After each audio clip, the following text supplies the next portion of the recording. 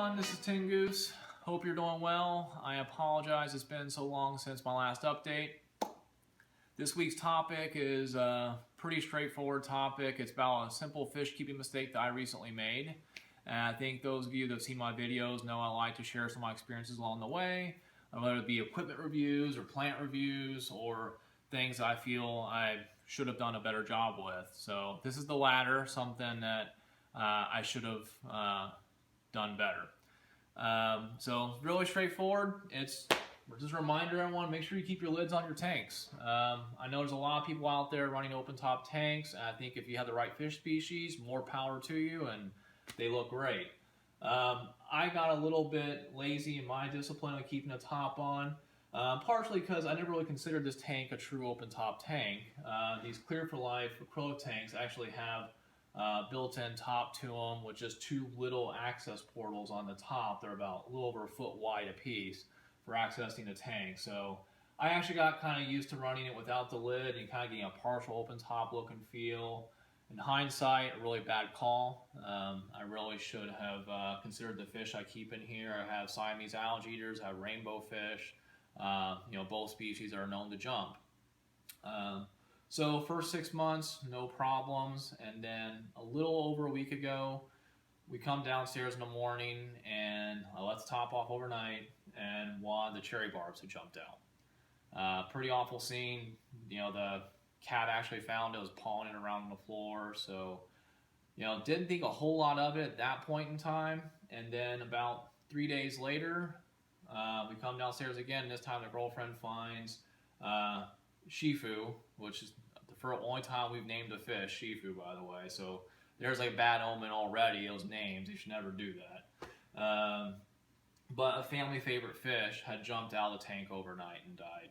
So that kind of set the flags up in terms of there might be something wrong with the water quality. So I immediately did some water quality checks, make sure I didn't have any ammonia or nitrite issues or other issues with the water quality.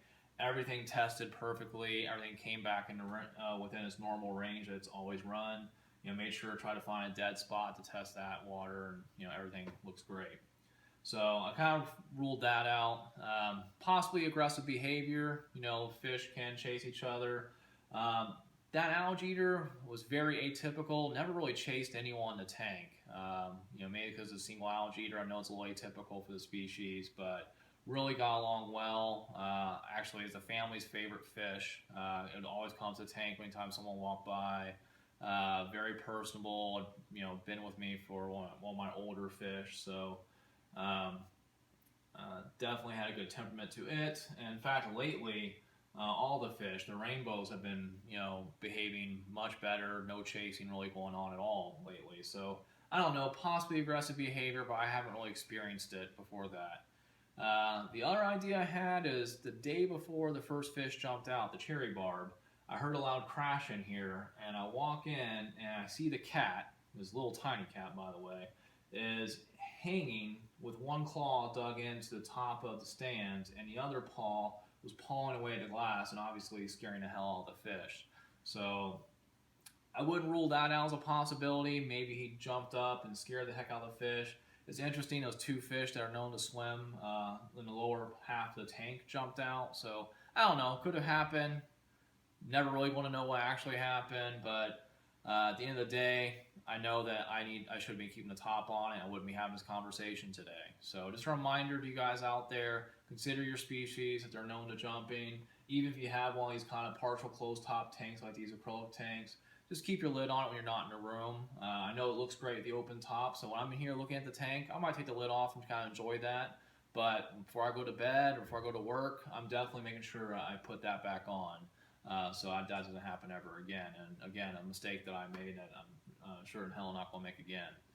On a side note about the Chinese algae eater, I know they get kind of bad rep for behavior. This one, no behavior issues. Also, that people say they don't eat algae. Well, I'm going to call some bullshit on that because that fish died about a week ago, and in the last week I've had to scrape this tank twice, and I really had to hardly ever scrape this tank with algae.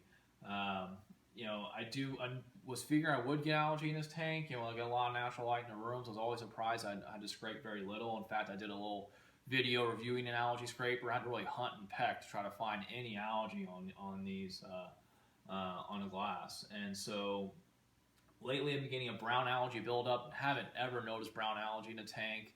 Now that was a very fat Chinese algae eater, so obviously it's eating something. I think clearly it was eating that brown algae.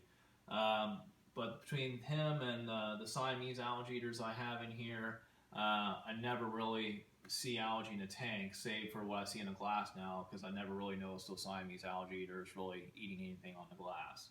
So I'm definitely looking to get something similar, maybe another Chinese algae eater or something else that can help kind of keep the glass clean, because I really don't have a lot of other options. I get a lot of natural light. I need to, I do my best to keep it at a minimum, but I'm going to need to put some sort of species in there to help me keep it under control, because you don't really know,